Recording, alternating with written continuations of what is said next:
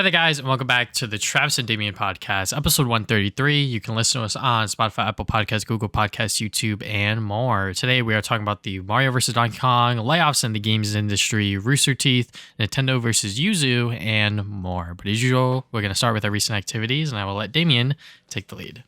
Yeah, so I have a lot of stuff here. After Persona was finished, was like 80 hours. I was able to play some other things for like a week before the other big JRPG came out. But I was able to play a variety of stuff.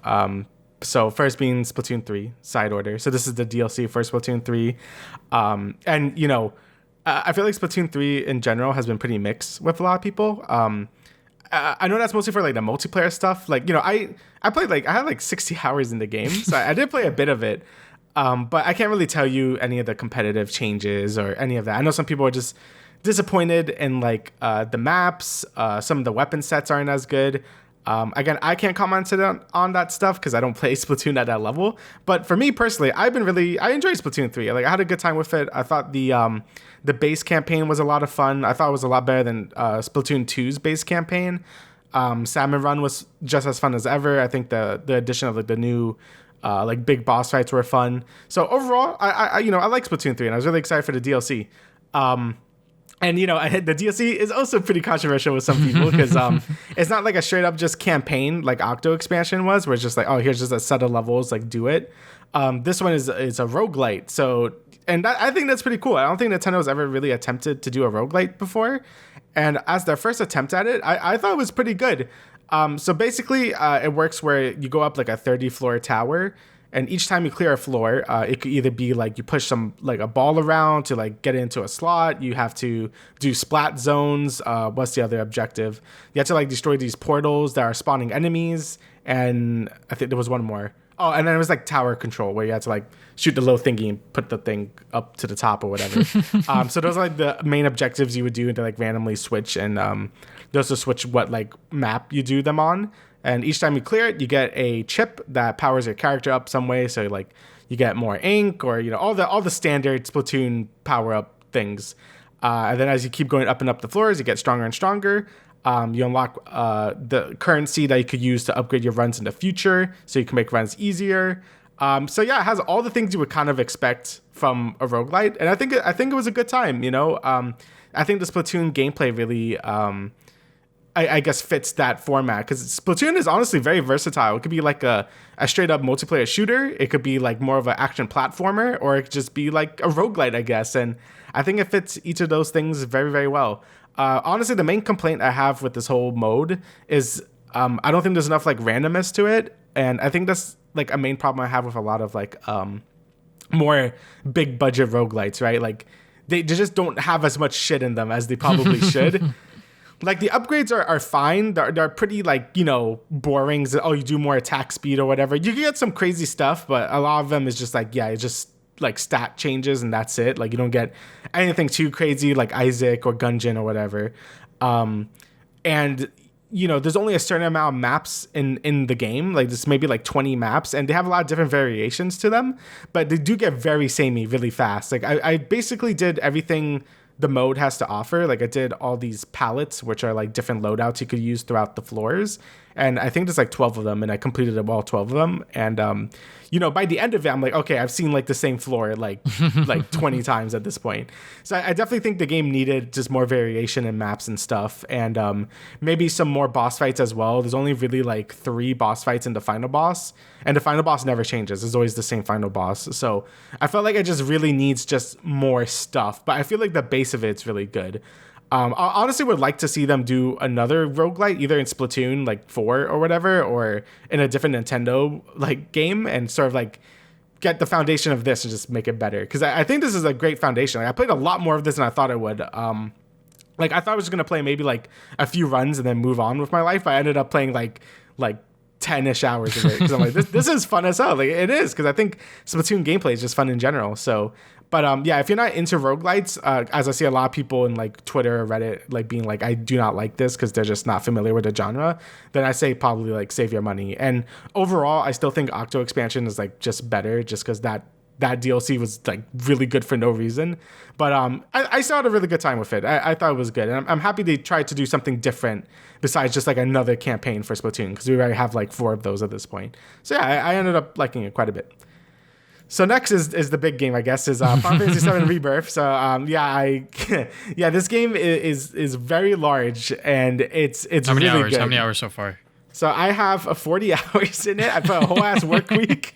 I literally, all I've been doing is I would do my schoolwork, go do my work, do actual work, and then I would just play this like the rest of my life. I just keep playing it because honestly, to be fair, I want to because it's fun as hell. And 2, if I don't do this, I won't be able to finish this fucking game because it's long as shit. So yeah, this game is really, really good. Like it's very good. And I guess I could go more with the cons first, just to get that out of the way, because I don't really think there's anything like too bad about the game. It's mostly like technical stuff. The performance mode is like not good. So if you try to go for that 60 FPS mode, just don't. Like the game looks like shit. Like it's very blurry. Like I don't even think it's a stable 60. They said they're gonna fix it. But at this point, just play 30. And I do think the 30 like graphics mode looks good. Like I think the game looks good. The 30 is very smooth. Like I don't notice any drops or anything. Usually it takes a second for my eyes to adjust to 30 again. But for this game, I thought it looks great 30. I'm not just coping. I do think it does look pretty good 30. I guess another negative is like the graphics, because sometimes the game looks fucking incredible. Like some of the major locations look really, really good, like really next gen stuff. But then some areas do look pretty like PS4 looking. Like some of the rocks look pretty bad. Some of the textures are very blurry sometimes. Honestly, it's kind of an issue the first remake had, where like some things look really good and other things just look like kind of bland or whatever. I don't feel like it's as bad as remake was, but there's still some parts of the game where it looks kind of inconsistent graphically, but I think overall the game is really beautiful. So those are really all my cons. Everything else I think is like positives. Like I think the story so far is like right now it's following pretty faithfully of the original 7. You're going through all the locations you went through in the middle part of the game. Obviously they interject the new remake stuff, which does scare me because I'm like, they could do weird shit. And I basically heard nothing good about the ending. Like basically everyone think the ending is kind of mid or bad. So that's going to be fun when I get to it. But right now I think the story is fun. I really like how all the characters are interacting with each other. You just get a lot more moments with them just because obviously the game is like a lot longer and you can just do more than a PS1 game. But even then, even in the PS1 game, I thought all these characters were really fleshed out.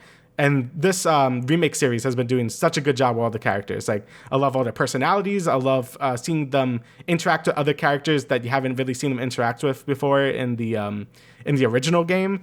So that stuff is great. The combat is still one of my favorites in any action RPG. I've already said this about Remake, and it's basically kind of unchanged in this game, which is great. Like that's kind of what I was hoping for. Another thing they added is the new synergy attacks, synergy abilities and skills. So they added this in the PS5 upgrade for Remake in their little DLC with Yuffie. But basically, if you hold the block button, you could press any of the face buttons and you're able to do synergy skills with other characters. And that's really good because they're strong and they don't use any magic points or whatever. You could just use them whenever. And they're really fun because it gets you to use the other characters while just switching to them all the time, which is great. And then you have synergy abilities, which are just like team up attacks you can do with your party members after you use a certain amount of ATB abilities, which is also fun because it's just like you have like a bunch of big moves you could do now. You have limit break, synergy abilities. The combat system is very fun.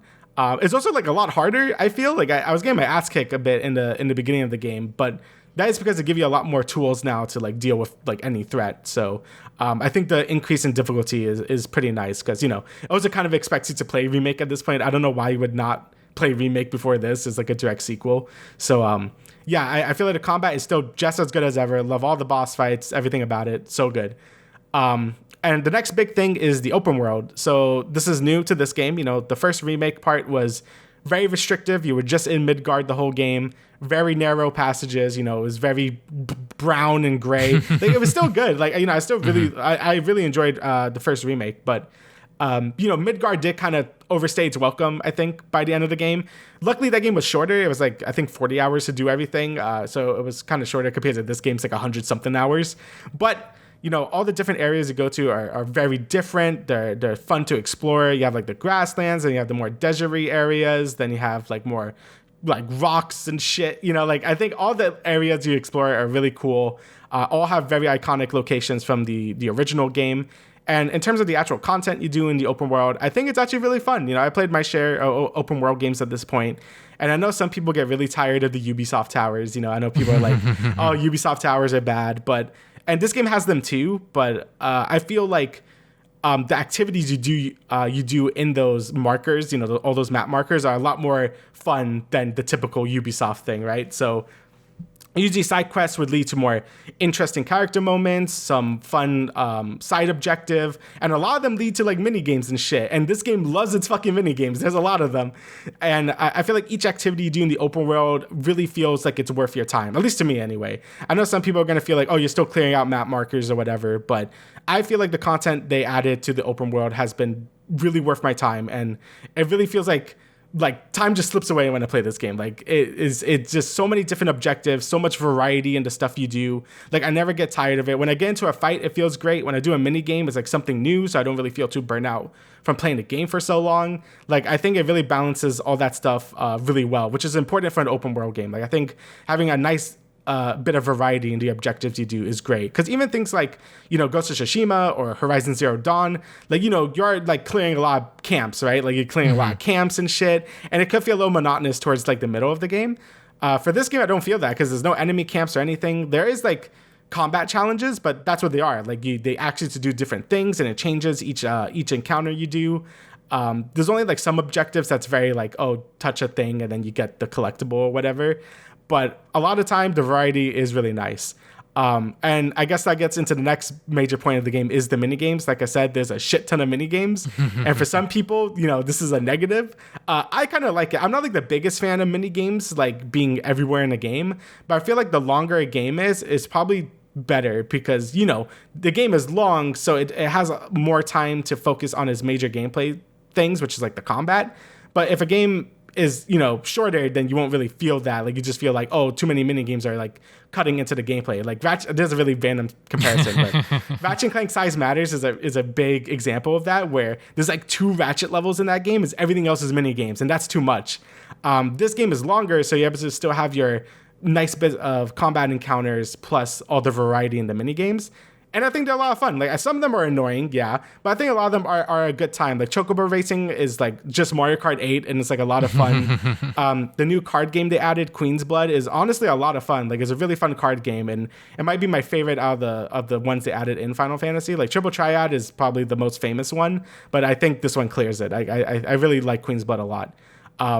And yeah, just all the minigames, I think, add a nice variety to the main story and to all the side content you do. So I never feel bored playing the game. And I guess like lastly is just like the music and stuff. Like, yeah, the music is fucking fantastic as well. Like they do such a good job with the dynamic music in this game, where it would switch themes based on where you are. Even in the same general region of the map you're in, it would change themes depending on like exactly where you are. The combat battle music like transitions perfectly from the overworld music. Just all that shit is really good. So yeah, overall, just enjoying the hell out of this game. It's so goofy. Like it knows it's dumb. It has its serious moments, but when it gets wacky, it gets really wacky, and I love that. Like I love Final Fantasy 16 a lot, but like all the silly moments in this game and seeing it in HD is just crazy. The game is wacky. That's all I'm gonna say. The game is full of anime shenanigans, and I love it. And yeah, the game just makes me happy. It's just a really, really, really good. So we'll see how I feel after I beat it with the ending, because yeah, I know the ending is like really controversial, but I've been loving it. Fucking fantastic game. So yeah. Okay, but as someone who has never played Final Fantasy, any of them, but I want to get into 7, like, should I play the original and then get into the remakes, obviously? Okay. And like, so how should I play the original 7? Because I know there's like 20 different versions out there for it. Okay, so like, yeah, definitely. These games work a lot like Scott Pilgrim Take Off, right? Like it wants you to use your knowledge of the original game to enhance it. Like they're basically like weird pseudo sequels. Same thing with the Evangelion movies. Like they're like the same thing, where they start as a remake, but they really aren't. They're like weird sequels. So I definitely would say play the original 7 if you could like do it, and then play remake 1 and 2. Like that's basically all you have to do. Like you could play Crisis Core and you could watch Advent Children, but you really don't have to. Like you don't have to do any of that. Like Crisis Core maybe is a little more important than Advent Children was, but you don't have to do that. I think if anyone wants to play the remake trilogy, that it's going to be a trilogy, play the original game, and then you will appreciate Remake 1 and Rebirth more. Because I've seen some people that are just really confused with things that happen in Remake and Rebirth, because it really wants you to play the original, at least have some knowledge of the original game. So that's really the only sort of like negative about this remake style, is that it's not really a remake. It's like weird remake sequels. So just keep that in mind if you do want to play the remake games, because I do think the original 7 is like, you should play that before these. But that's just my opinion. Some people might tell you differently, but I definitely think you should play the original 7 to fully appreciate Remake. So yeah. All right, cool. All right, so next we have 2 more games here that we both have played. I want to play more of these before Rebirth came out, but time. So first is Mario vs. Donkey Kong. There's not too much to say about this. This is a remake of a GBA game where it kind of takes sort of like the gameplay style of, Mario and Donkey Kong, like the arcade game. But, it makes them into levels, and Mario has like a bigger moveset and stuff. And honestly, it's a lot of fun. I think I bought it for a cheaper price. And I think if you could get it for $30, I think that's a perfect price for it. Because, it's just a really fun puzzle platformer. You go through the stage, you collect the presents if you want 100%. You collect the keys and you go on to the next stage. But what I really like about this game is the fact that Mario has like movement. Like he's not just like, he can't just do like I'm sorry. He has a basic jump, but he goes to do like a handstand and get like a bigger jump. He has like I think he has a triple jump in this game as well. Or at least a double jump. Yeah. So you could like skip a lot of parts of the stages by doing some clever platforming. And I like that a lot about this game. Yeah, I mean, this is a very faithful remake. I would say that, when it comes to Nintendo remakes, especially, like they take a lot of time and effort into making sure that like the consumer is getting like a full package kind of thing. And you know what? They chopped off $10. They made it $50, and I think that that's like a fair price. Obviously getting it cheaper is a lot better. But if you are like a completionist and you're trying to complete this game 100%, there's a lot of stuff that you could do. Like I didn't even touch any of like the plus world stuff, which is what you unlock after you finish the game, which is pretty much you replaying the game all over again, just with harder levels, the same aesthetics and all this other stuff. So yeah, I mean, it's a great remake. I think that if you've never played the Mario vs. Donkey Kong series before, check this one out. Obviously, there's like a bunch of them on like the DS and whatnot, and some of them are like you can't even play them anymore because of the eShop, sort of shut down. But I think for this game in particular, it's very good. I definitely recommend it at full price. But if you want to wait for price drop or get it on sale or whatever, do that. Yeah, it's a good game. I mean, you can still tell it's like more of like a budget game because there's a lot of reused assets and shit. But it's a good time. Like you get what you get, right? Like you're not expecting like Odyssey out of this, right? And yeah, I think it's a pretty fun game. I do want to play more of it. It's pretty nice and short, compared to all the other things I've been playing recently. So yeah, it's a good time. And secondly is a game we were both pretty excited for, was this Penny's Big Breakaway. I only got up to Mr. Q, which I got to last night, so. I think I'm a world ahead of you. I think. Okay. So I think I remember fighting him, and I think I'm on the next world.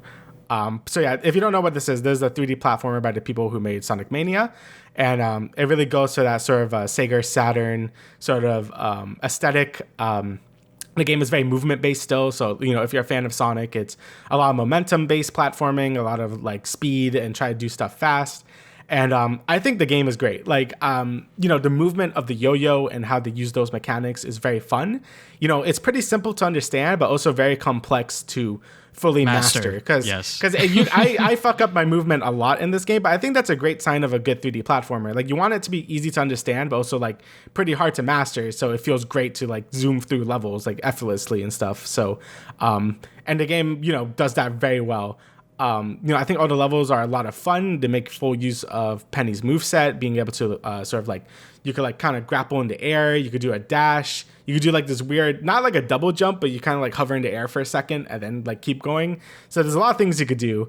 And the game keeps itself being not too stale, just pure platforming, but having some power-ups and stuff. You could have like this wrecking ball yo-yo thing. You could have like a speed booster yo-yo. Like there's a lot of different power-ups you could get as well.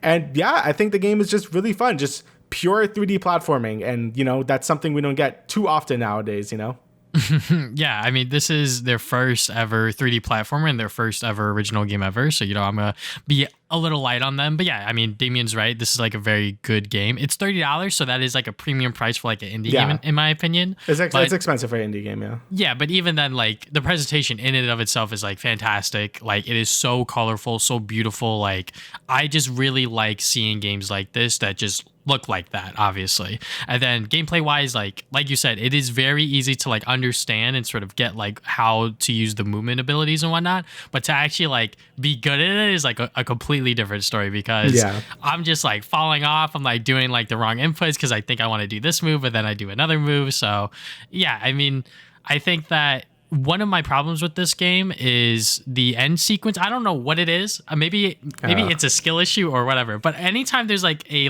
analog movement, I try to do it and then it fucks up instantly. Okay.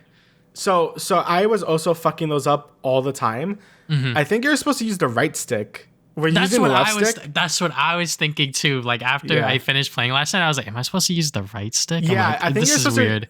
Because the moment I switched to the right stick, I just was able to do it every single time. I kept using the left stick. So I'm pretty sure it's the right stick because that's the yo-yo stick, I guess. Mm-hmm. But I also was using the left stick for so long. I'm like, why is this so hard? I'm like, what's going on? Like, I don't think I'm messing up these inputs that much. But yeah, I think you're supposed to use the right stick. Yeah. Okay, yeah, because I guess maybe we skipped a prompt or maybe something just wasn't told to us, but I was just like, man, I'm like fucking these up every single time. Is this like a skill issue or something? I don't know.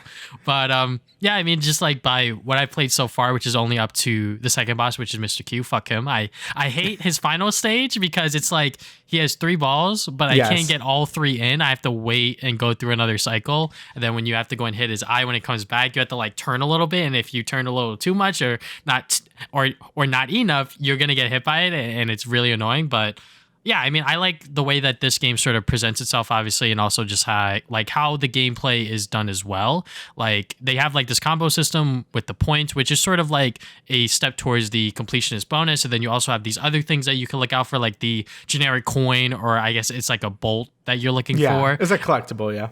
Yeah, and then there's also like mini side quests that you could do within the level also, which like some of them you probably can't do on your first try. I feel like this game in particular, this is like a key example of like a 3D platformer that you cannot just like go through 100% your first run through, which is like a good and bad thing depending on how you look at it. I think that that's a good thing because it just shows that like the amount of layers and sort of how difficult that this game can be. But yeah, I mean, I am enjoying my time so far. Obviously, we are not done with it, but I'm definitely looking forward to playing more of this. And, you know, for their first 3D platformer, it's good. I think my first 16 minutes in, I ran into my first glitch where Penny got stuck on like a ledge and I just couldn't move. Yeah, I did. That happened to me too. It is what it is. You know, it is, like I said, their first game. So I'm going to give them a little bit of slack, but, you know, so far so good. I think that the story's pretty wacky and pretty creative as well. But yeah. Yeah, I've been reading. I don't know if the PC port has more issues because I'm playing on PS5. Mm-hmm. But I heard there was more collision issues in like that version. We've only ran into the same bug. It looks like where I was spinning around and then got stuck in the floor and that was it. But I haven't encountered any other bugs besides that. But I heard your mileage may vary on collision issues because I heard that's like a big problem with the game right now. But so far I've been really enjoying it as well. And also, I guess like when you get caught or when you die, like you're supposed to see like Penny do like a animation, but it's like half of her. I don't know what's going on there, but I'm gonna just like ignore that. I think it's getting blocked by the other enemy models or something like in front of her, so like it just kind of like blocks her model and it looks weird. So it looks funny, but I don't pay too much attention to it. But you know, so far so good.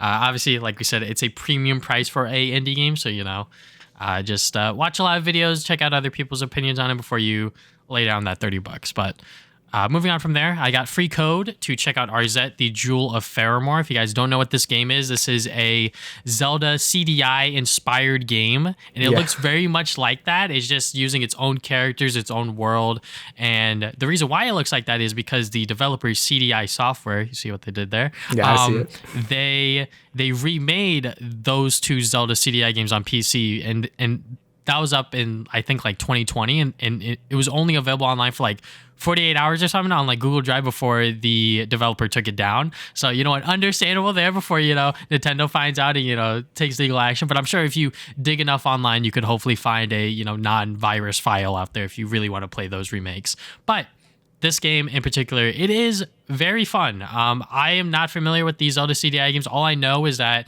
they're really bad, and they're obviously known for like those really crusty and really weird cutscenes, which the game keeps those.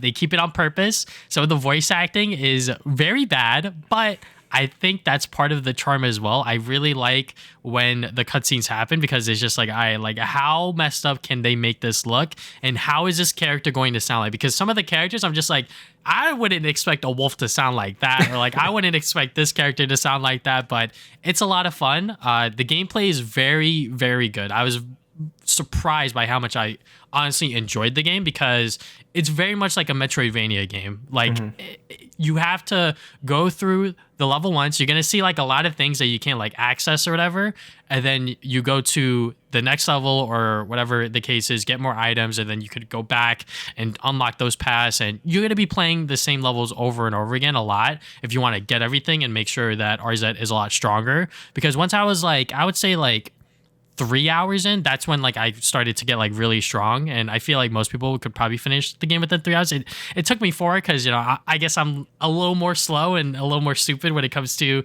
games like this, because you really have to like look around to like make sure that you get everything, because early on I missed a hole in the wall that was cracked and had sparkles on it, and I was like, how did I miss that shit? So I got stuck and I had to like look it up real quick, be like, what the fuck am I missing? And I was like, I'm so stupid. It's literally right in front of me. But yeah, I mean, it's a lot of fun. It's only $20. So like, if you want to play like a pretty good, like 3 to 4 hour, like 2D platformer with Metroidvania elements and has like that CDI aesthetic, check this game out. I mean, they aren't paying me to say this. Is just like my genuine thoughts on it. Obviously, I got the game for free, but I feel like $20 is like the perfect price for a game like this. I'm not sure if they're going to make sequels to Arzette or whatever this studio is going to do, because this is their first like official game. So I'm eager to see what else that they're going to do for this game or their future titles. That's good to hear, because my interest has been piqued with this game when I first saw it. I don't know if it was an indie world or what, and I've seen a lot of clips in the last like week about like just all the cutscenes being like crusty as hell, because I love those CGI cutscenes. But I wasn't sure about the gameplay. Like, I didn't know if the gameplay was actually good or not. So you saying that, I'm like, I'm probably gonna pick it up, because I'm seeing this. I'm like, this is great. Like, it's so stupid. I love the CDI games, like, because they're bad. So that's good. Honestly, the next game should be like a Hotel Mario, like, knockoff. Like, that'd be really funny if they did that. So that's good, though. That's good to hear, because I wasn't really sure about how the gameplay actually was. So it being, like, pretty good and it being only, like, 4 hours, like, that sounds good. So, yeah. It's not too long. It doesn't overstay its welcome. My only downside with the gameplay is, like, the bosses. The bosses aren't, like, that big of a deal. I feel like... Right. Especially towards the end when you get like a bunch of upgrades, like you're gonna like fly through the bosses no problem, but the levels and sort of exploring and sort of like that Metroidvania stuff, it's all a lot of fun. Sounds good. Next things I've been doing, I saw Dune 2, obviously. Cinema, honestly, like straight up, like this is like my favorite movie of the year so far. Like Dune 2 really surprised me. Like I only watched the first Dune like I think a few podcasts ago. Shout out to my friend Chris for really making me watch that. But when I saw Dune 2 in IMAX especially, I was like, man, this shit is like fucking amazing. And obviously like you need to watch Dune 1. It's on Max if you want to see that first before you go into the theaters to watch Dune 2, because everyone's fucking talking about Dune 2.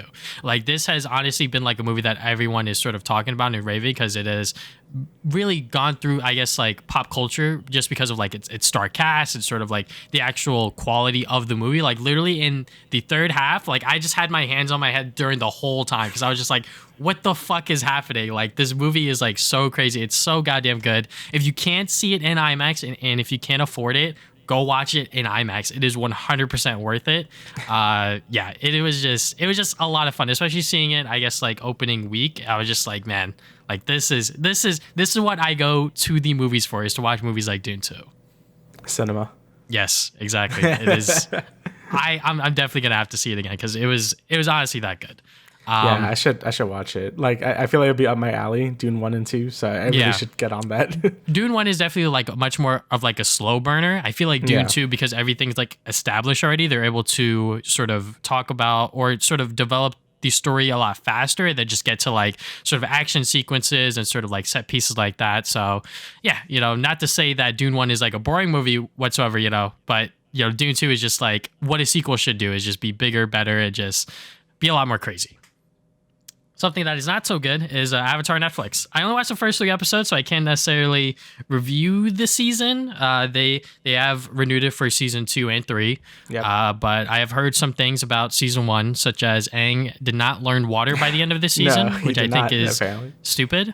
But just judging by these first 3 episodes, is sort of how they're adapting the Avatar cartoon, and sort of how they're piecing it all together, how they're chopping things out to make it a lot faster pace. And I'm just like, like it looks good. I'll be honest, like these sort of like production values and sort of like the costumes and the sort of set pieces, the environments, everything like that. Like it looks good. Like I'm not going to deny that. But I think one thing that I was obviously like worried the most is like, how is the emotional beats and sort of how is the story going to hit the same? And it just hasn't. Like, I guess probably because I've gotten into this where I'm just like, this is not going to be good. And I've tried to like go into it with a much more open mind and sort of be like, okay, like I'll try to like take in this show and sort of see how they're changing things up and sort of doing it that way. But a lot of it just feels rushed. Like, I don't feel like these versions of Sokka, Katara, and Aang are sort of like besties or anything. Obviously, like they weren't like bestest of friends at the start, but like they had like this sort of like, I guess, joint effort and this sort of camaraderie between each other. Like obviously like Sokka fucking hated Aang at the start, and then like he sort of warmed up to him more as the season went along. But I feel like a lot of it, like I said, being rushed, it's not sort of taking its time to sort of develop these characters. And I guess that's why the original creators left so long ago, because they were just like, we don't like what the fuck you guys are doing here. There are some things that I'm just like, okay, so the Fire Nation, they literally just like burn people alive. Like they just engulf them in flames. And I'm just like, okay, like that's pretty hardcore. Kind of cool at the same time, but I'm just like, okay, I guess, because Avatar's always been like, I guess like a kid's cartoon, if you will. Yeah. So seeing that within like this live action series, I'm just like, okay, yeah, I guess that's fine. And then certain other things, like the way that they piece certain things together, like the first time we see Aang is during that whole flashback sequence with him at the temple, and I'm just like, I don't like that we're seeing that first. I really do like how the original show paced everything, because it felt like it was all purposeful, because like we see, because when Katara and Sokka find Aang, that's the first time we see Aang as the viewer. But now that we saw all of his backstory, I'm just like, that sense of discovery is just not there, and it just feels like a lot of that magic is just lost. I mean, obviously, I've only watched the first 3 episodes, so I can't really speak on the whole series, but a lot of it just feels missing. Yeah, I mean, that's kind of what I've been hearing about in general. Just like the show, like, just doesn't feel as whimsical or magical as the original did. I actually watched Mother's Basement's like video on like sort of Netflix. So I won't like, I won't regurgitate his opinion because it's not my opinion. I didn't watch it, but it does seem like a big problem is cutting the filler. Like, yeah, like some of the filler wasn't great, like Great Divide. We all know like that stuff wasn't like that great, but I still feel like it was important to like, for character development and to show that Aang is like a kid. Because apparently in this one, he's like very duty bound. Like he's very like, no, I am the Avatar. This is my mission. Like he wasn't like that in the original. He was just like a kid that just wanted to goof off and shit. So, and obviously the Sokka stuff I've been hearing about with like, there's just kind of like, he's just kind of like a guy now. Like he doesn't really have too much of a character arc to go through. So when you kind of like do that, it's kind of like, well, you're kind of just dealing with just characters that are just kind of going through the motions or just rushing to get through the plot. Which I guess makes sense in terms like of a bigger budget show, because you don't have to waste as much money doing stupid filler stuff, or you don't have to spend as much money doing all these other episodes to like get the characters to where they have to be. He's just like, all right, we can move along to the plot, just move the plot along. And I feel like a lot of shows are having that issue now where they want to just keep moving the plot while having the time to breathe now. Yeah, because I think the last episode I watched was they fused Jet, like introducing Jet. Yeah, I heard about that. And along with the sort of like air temp or the sort of flying kids or whatever. I forget exactly what that storyline was, but they fused those together, and I didn't notice it at first until like, I guess like the climax. Maybe I'm just fucking stupid, but I was just like, okay, wait, what? Like, why are we mixing these together? Because I feel like Jet flooding like a whole fucking town was a lot more impactful in the show than like him like trying to bomb one person, which like is still like extreme, to be fair, but at the same time I'm just like, I don't know if that fits. And then like Zuko was there too, and I'm just like, I don't know if that fits either. Like, I don't know. It just seems like that they're just putting things together and rearranging stuff that doesn't need to be rearranged. And then again, you could also see that this Netflix show doesn't even need to be here as well. Like making this entire live action thing just wasn't necessary, wasn't needed. And yeah, just by how they're executing it, like what would I want from a live action Avatar series is obviously like have that same sort of whimsical fun. Maybe it's the fucking nostalgia talking here, but just like have these characters be themselves and not sort of change them so dramatically, and just have the Avatar show be an Avatar show. I don't know exactly what I'm trying to get at here, but I just want the next animated thing. Like that's kind of just all I really care about. Like I know they're making the movie about when they're all grown up and stuff. So like give me that. Give me the next, like wherever the next Avatar full series is going to be, and that's when I'll be excited. So yeah. And hopefully, I know people like Korra, but I think that one of the biggest downsides of Korra is that like it was supposed to be a one-off thing. Yeah. So then season 1 feels very self-contained, and then they were like, "Oh, we got 3 more seasons," and then they was like, "Okay, how do we stretch this out?" And then it you could just see like the sort of cracks in the wall, if you will. But yeah. It is. Yeah, I feel like Korra's problems are more like just like Nickelodeon being like weird about it. It's just like, oh, we'll order 1 season and then we'll order more seasons, and then they kept doing that, even though they're like, no, we need to like plan this out. Like it doesn't work like that with this series. But Nickelodeon's like, it's a cartoon. Like who cares? Like just like do whatever. So I think Korra got a lot of issues with that. Obviously, there's like more problems with Korra, but I think overall, I think it's still pretty good. I think people hate Korra a little too much. Like I think it's pretty good. But yeah.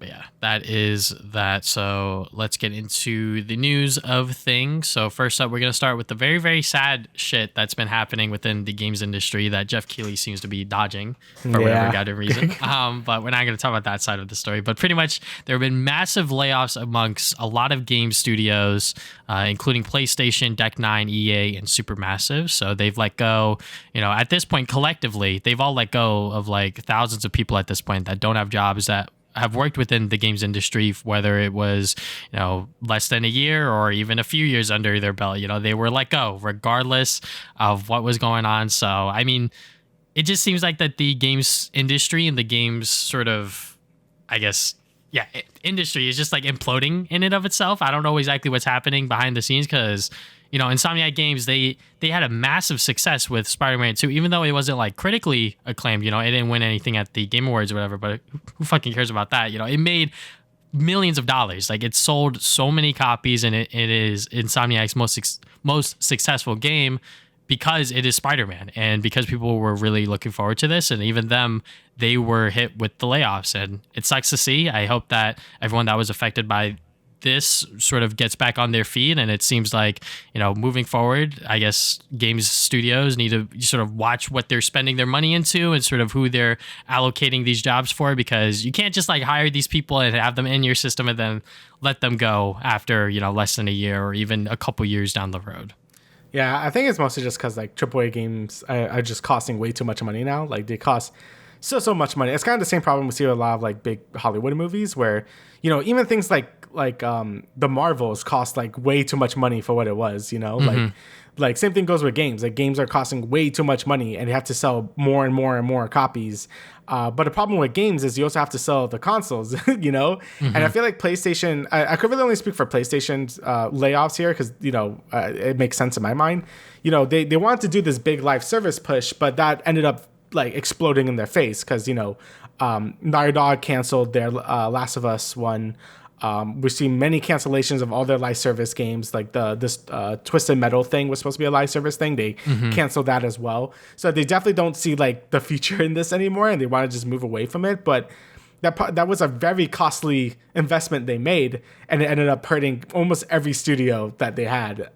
Jim Ryan really wanted this to happen, and it just did not fucking happen. So that's probably why we see so many layoffs across the board for all the Sony studios, because that was a big investment. Like even them buying Bungie was like a huge investment that's not paying off at all. Like Bungie's just bleeding them dry for money at the moment.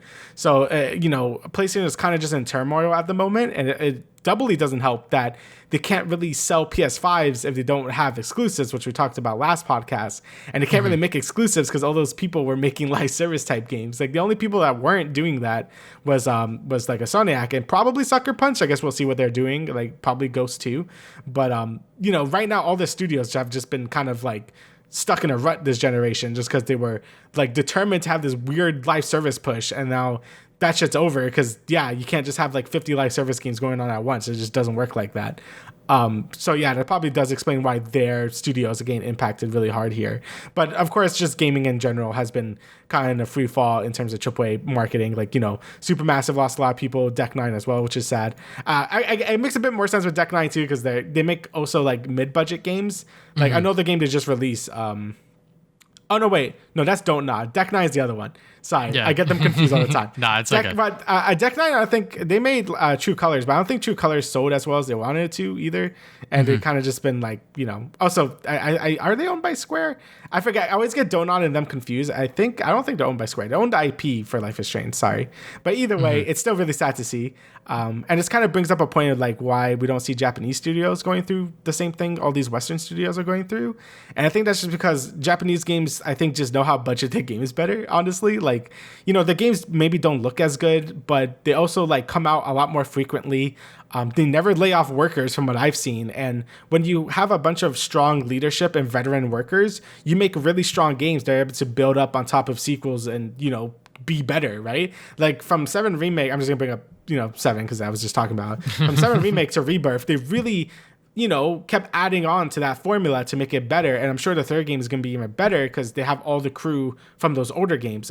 Super Mario Wonder as well was full of veteran people that made like games from like Mario World, like Super Mario World, like they just don't lay off people. And that's good to like get that experience and like that knowledge of that certain series that I feel like Western studios just don't have that. I feel like once they make a AAA game, all their assets are out. Like Last of Us Part 2, so many people just left after that project because it was so grueling and stuff, And I guess it's just different work cultures too. I mean, Japan has a pretty brutal work culture as well, but I feel like they're kind of built different, I guess, so they can deal with it. For us, we also have a brutal work culture, but we have like no loyalty. We just kind of just lay off people without second thoughts. And, it's starting to bite people in the ass, like now look at this, like we're laying off so many people, then what's left, we're just going to have a bunch of corporate suits like making these series that have no idea what it is to make a game. So yeah, these layoffs suck for literally everything, and it's been terrible.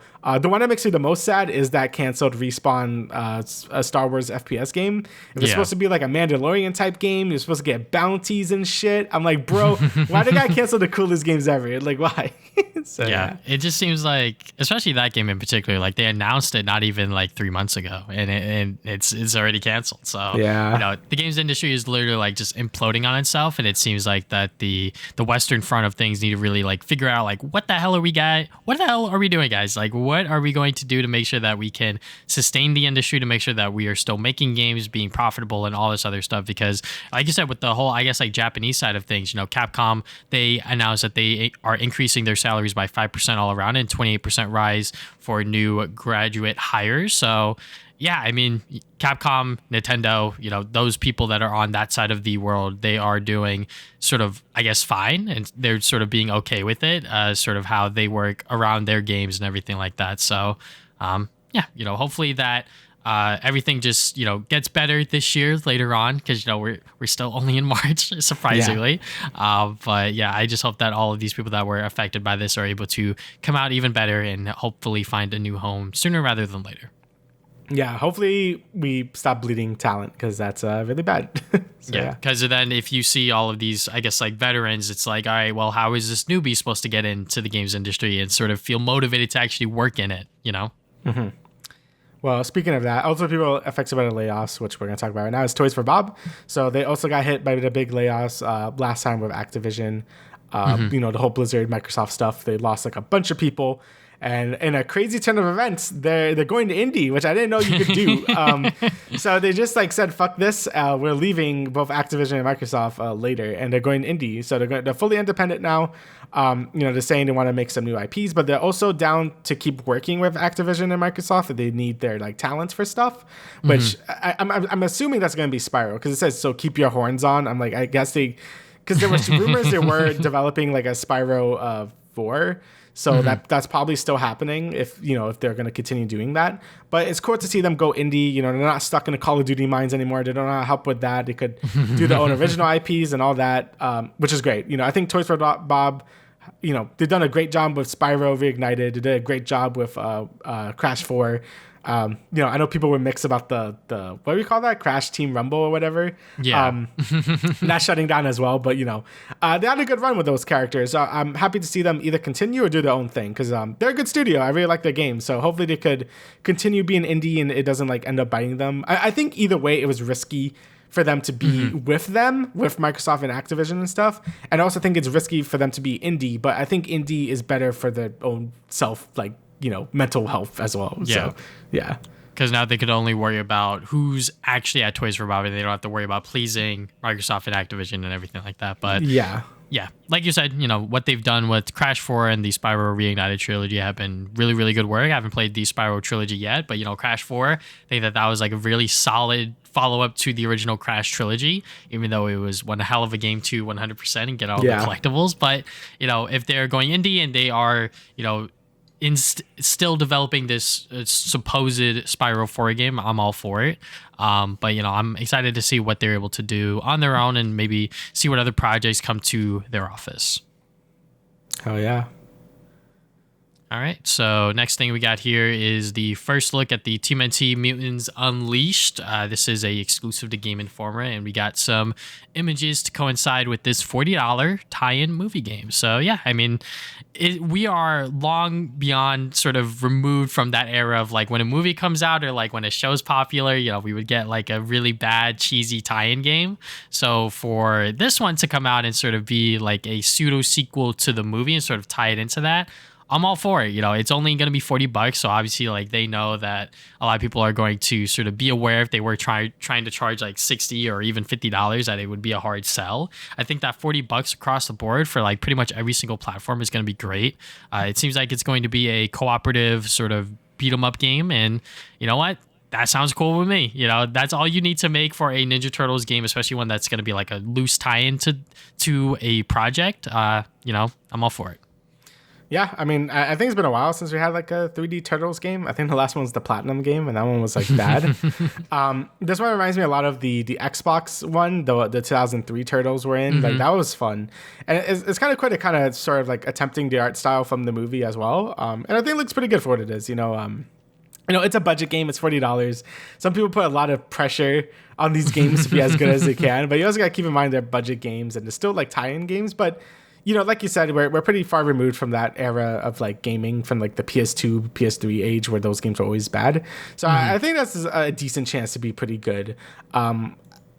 Still be cautious about it, wait for what people are saying. But yeah, it does look nice. It is cool to try to emulate the art style, and hopefully the gameplay is fun enough. So that's really all you can ask for with these type of games. And yeah, just don't expect like the world from it. So yeah. I'm sure people are expecting the world from the last Ronin game, which is understandable. That's a bit more fair. Yeah. But this is something that, a little more low key, a little more fun. So yeah, excited to see that one come out. All right, so Ghost of Tsushima Director's Cut is finally coming to PC on May 16th. So people have been asking this for fucking ever, and I'm surprised it took so long.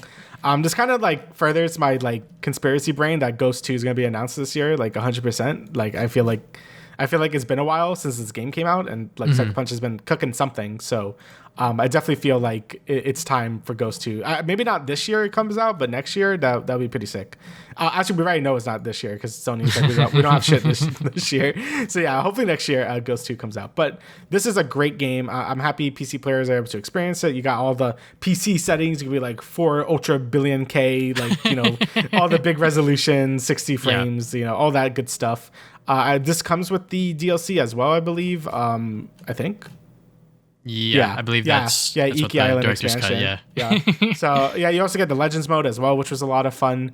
So honestly, like Ghost is one of my favorite PS4 games. Like such a surprise for me because when I played it, I'm like, I know it was gonna be good, but I was like shocked that I loved it as much as I did. So definitely recommend it from both of us. I know Travis is a huge Sucker Punch fan, but I loved it as well. So definitely would recommend it to the PC crowd. I know that game is people have been kind of begging for it to be on PC for a while. So yeah, I honestly sometimes forget that it came out on PS4. I'm like, oh yeah, I did play it on PS4, not on PS5. I still don't have it on PS5 yet, but for it to come out on PC May 16th, I think that is going to be exciting.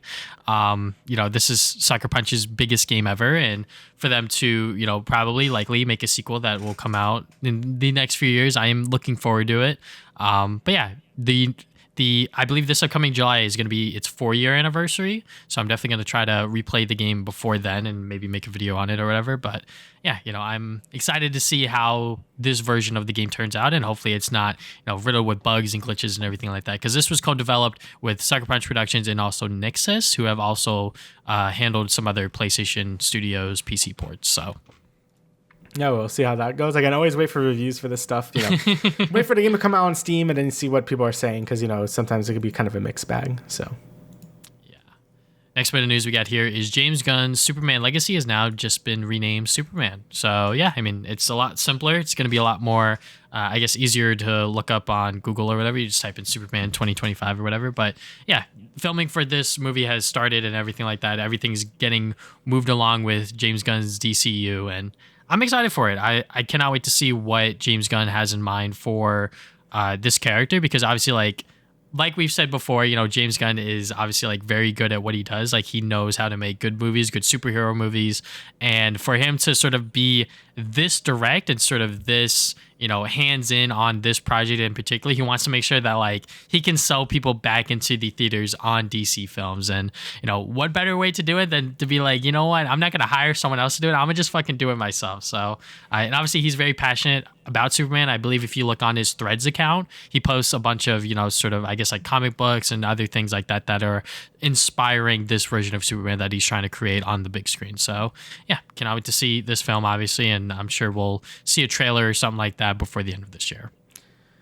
Yeah, it's I think it's a smart move just calling it Superman, because it's kind of just it feels like its own standalone thing. Anyone could just watch it and just be like, okay, I'm gonna watch the Superman movie, And I feel like it kind of separates itself more from the DCU, which people are not this is bad. So I think Batman did well. The new Batman movie did well because it was just called The Batman, and people was yeah, it's all right, it's Batman. The thing with Joker is just called Joker, so it's yeah, let's watch it. So I think having a simpler name for a superhero movie is always the best. And obviously I'm at this point I believe in James Gunn to make this shit good, because I think he's knocked it out of the park with all of the Guardians movies. The Suicide Squad was really good, and I'm sure Superman is going to be good as well, because also I've gained more of a love for Superman recently with the cartoon that came out last year. I thought that was really good as well. So I feel a bit more familiar with the character now, and I'm sure James Gunn's writing is going to be great for Superman as well. So I guess we'll see when the first trailer comes out, but DC needs a win. It's been a bit, so let's give him that win, please. So yeah. All right. So next we got more Disney Plus shows are coming to 4K Blu-ray. So Obi-Wan, Andor, The Falcon and the Winter Soldier, and Moon Knight. So if you want Obi-Wan on Blu-ray, go ahead. Stop. But yeah, Andor being on Blu-ray is pretty sick, because that's pretty much everyone fucking loves Andor, and for good reason. Actually, the Obi-Wan box does look pretty sick. Yeah, I mean, all things considered, I believe this is after Disney has sort of made a deal with Sony Pictures Entertainment to sort of handle the physical media distribution. So this makes sense. I'm glad that we are seeing more Disney Plus shows being immortalized within a physical media, because obviously when these streaming services go down, or when you actually have no internet, how are you going to be able to watch these shows? Obviously, with a Blu-ray, a physical piece of media. So yeah, I'm glad to see that we are getting these.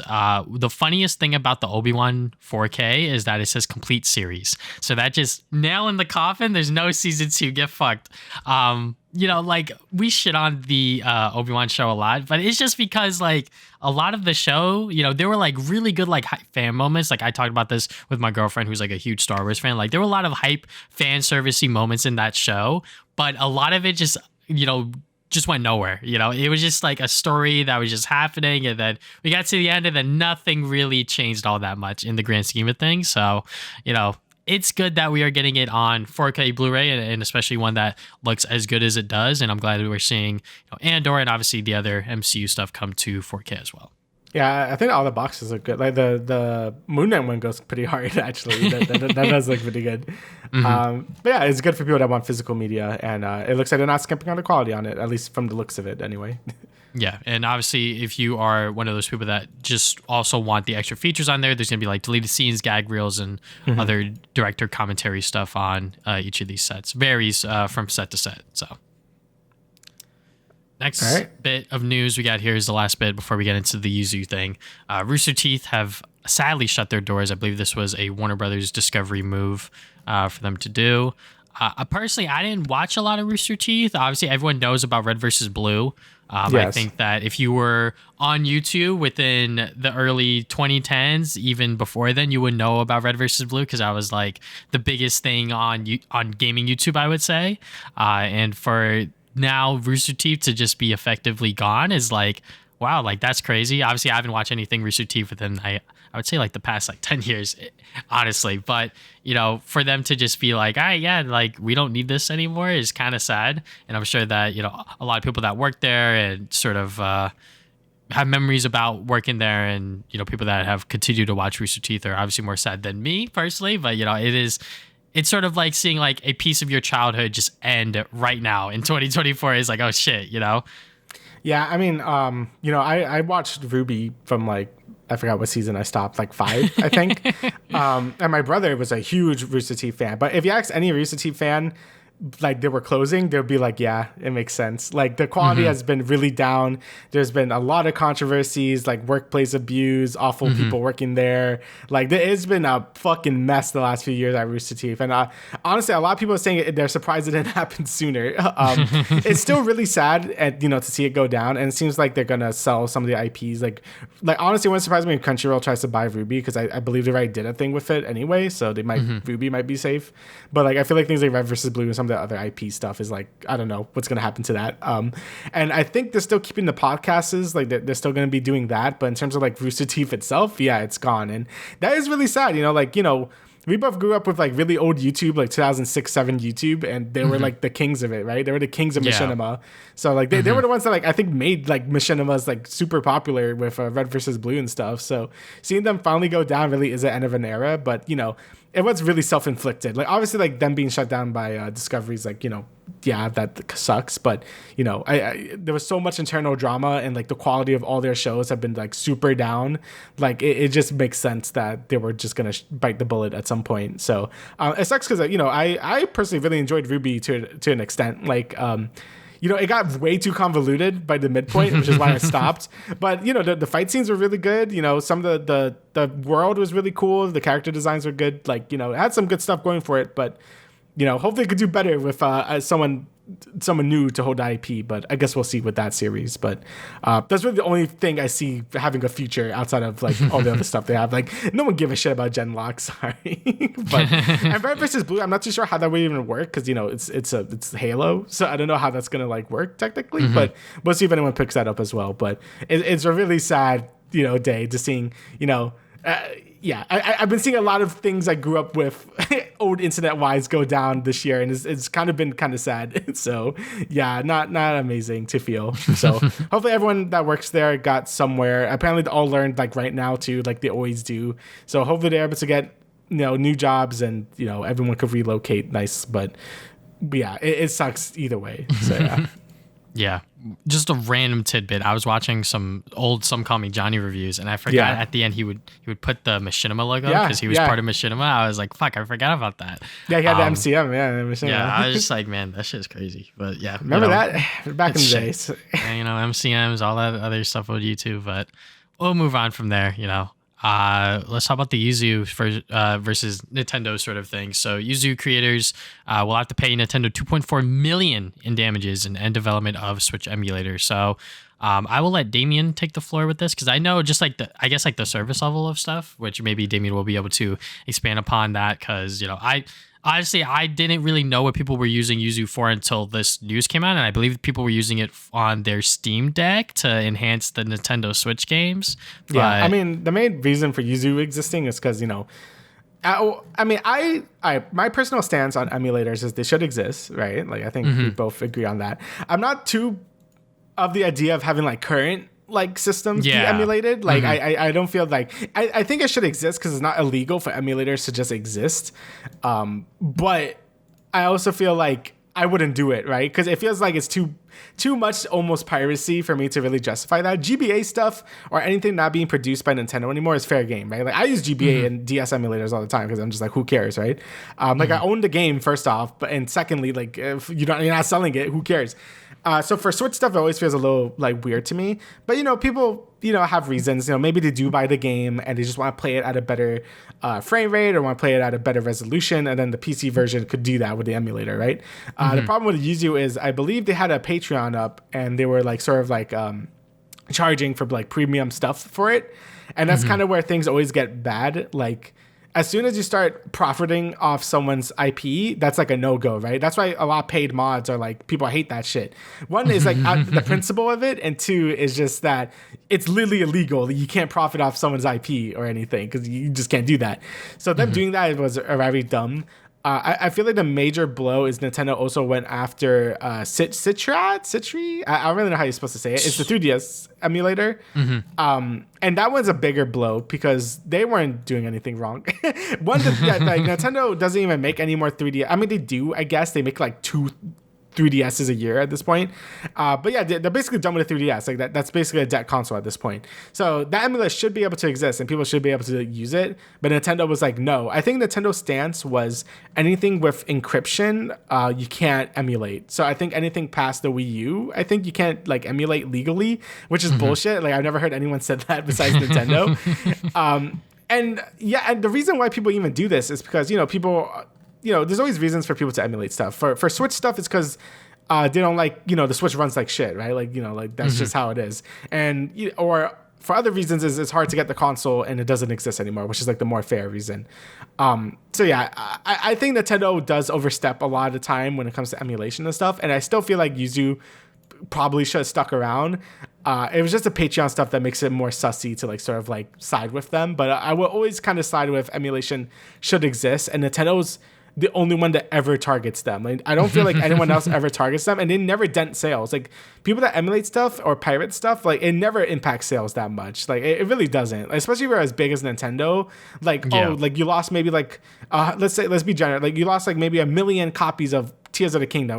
That's like way too big of a fraction. But even then, that's still like who cares? You still making a shit ton of money. So I don't know. I feel like them going after emulation so hard is like so annoying.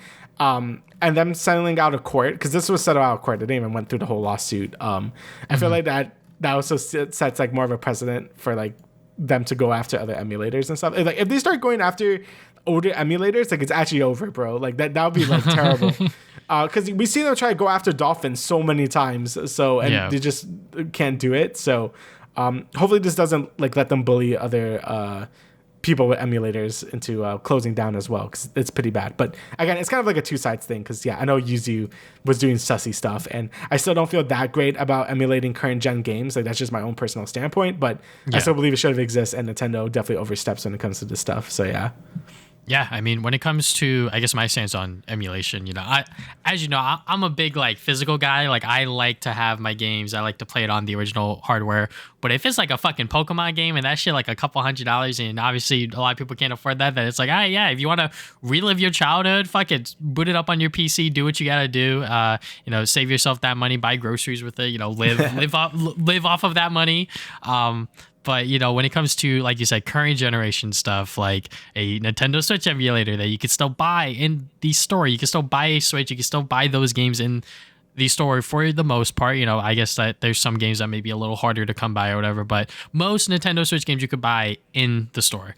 It's a little weird for me to really be like, okay, yeah, like I guess like this emulator is like okay to exist, especially when Yuzu, how they were operating, where it was like you had like this Patreon, and if it was just like a Patreon just for like general support and for like a exclusive like newsletter thing where they would like update people on like what they're doing with the sort of emulation, that would have been fine. But apparently they were like blocking off like I guess like mods and like other stuff there, and apparently they also got Tears of the Kingdom early, and then they sort of had that pirated. According to this IGN article, pirated up to 1 million times before release, which is kind of fucking absurd. Yeah. But I'm sure that I want to be, I guess like generous. I'm sure that most of those people still bought a copy. I want to say that, but obviously like that's not like 100% sure, right? So like that's like I guess like the gray area of like emulation, where it's like, especially with current gen stuff, is like how do we know that like you actually did buy a copy for you to justify you downloading this emulator? Because that's the only way that I feel safe, or I guess comfortable using a emulation, is if I actually own the game, or if the game's actually way too expensive and it's out of print and it's all of these other factors. So, I think that Yuzu definitely put themselves in this situation, but at the same time, Nintendo did go after them in this, I guess, like aggressive way, and they got to pay pretty much millions and millions of dollars out of their pocket to Nintendo. So, yeah, hopefully they don't go after, like you said, the older emulations and all this other stuff. But, I think that Nintendo kind of in the right, but at the same time, Yuzu also in the wrong. So, it's definitely a double-edged sword between both parties, I would say. Yeah, I mean, like legally, like Nintendo, I guess, is in the right, I guess, because they are charging for stuff, and emulators themselves aren't illegal. It's just more like ROMs and stuff, and with all that going on, like they had the grounds to like sue them and stuff. So I don't know, like it's hard to say. Like you do what you gotta do. Like if you need to like emulate or pirate something, for financial reasons, and because gaming is a luxury, and if you just want to have that, like I don't care, go ahead. It's mostly just for me. Like I don't feel comfortable like doing that for current gen games. It's just like a me thing. But if you want to do it, do whatever. Like again, it doesn't hurt these companies like most of the time. Like indie stuff, yeah, definitely don't pirate indie stuff. Like that's just like they definitely do profit off that. But like for big AAA stuff, like if you want to pirate it, whatever, I don't really care. But it is like just for me personally, I don't feel great about it. And Nintendo still does have grounds to like actually do something about it. But yeah, it's always such a great situation talking about this shit, because it's just like I get it, but like you don't have to be assholes about it, Nintendo. So yeah, we're not encouraging it. I'm not encouraging I'm not encouraging it. I say that, but I'm not encouraging anything. Just so I don't get sued, but do what you gotta do. For me, I buy my games. So yeah, us personally, we are legally purchasing these games. Nintendo, don't send the ninjas to our front doors. But in all seriousness, I just think that everyone has their own viewpoints, their own situation. I just find it weird when I go on Twitter and I see these articles and I see people in the replies who are just like straight pirates. Like they will not buy or spend a single dollar on a single game. They will do everything in their power to emulate everything. And I'm just like, okay, yeah, you're the reason why emulation is sort of like viewed or sort of frowned upon, because it's like people like you that are just like not, I guess, like contributing to the industry, and you're kind of just like, getting everything for free, which I guess it's more like if they act more smug about it, it's more like okay, like I get it. Like you pirate stuff, I get it. Like again, do what you gotta do, but like I'm you're kind of annoying. So it's like I get it. I don't know. I feel like it's easier at this point in my life. Like maybe when I was younger, I would use like uTorrent to do stuff. I just feel like, man, there's so much work. Like I don't want to do that. I know that sounds weird because like you have to work to get money, and that's more work. But I just feel like I just throw money at something and I get the thing. I'm like, whatever. There we go. It's just I don't feel like dealing with like emulator settings and like all that shit. I'm just like, it's okay. Or torrent files. So yeah, that's okay. Whole lot of work, but it is what it is. I'm pretty sure that's everything we have to say. It does suck that Citra did have to go under because of this. I think that that's 3DS preservation is definitely like a huge thing. And I'm sure that there's, other pockets of the internet that are trying to keep that alive for certain games. But yeah, Nintendo is Nintendo. That's sort of not going to change anytime soon. And they're going to do what they want within their own sort of little rule book that they've set out for themselves. But so they could charge you Luigi's Mansion 2 for like $60. That's why they're taking it out. I will gladly buy that because I've never played the game before. I never beat it. I didn't like it at first, so we'll see if my opinion changes. But yeah. Yuzu is dead along with Citra, unfortunately. But they were treading some pretty gray waters. So, it's definitely a little bit of their fault, a little bit of Nintendo going after them as well. So, like I said, double-edged sword situation. But, I think that's about it. Is there anything else you'd like to add, Damian? Nope, that's it. We don't pirate games. Yes, we do not pirate games. Do not go after me. I buy your games. I've never emulated anything in my life, I swear. I did. But they were only like 20 years old, so it's fine. Thank you guys for watching the Travis and Damian podcast, episode 133. We will see you guys 2 weeks from now with another episode. Bye.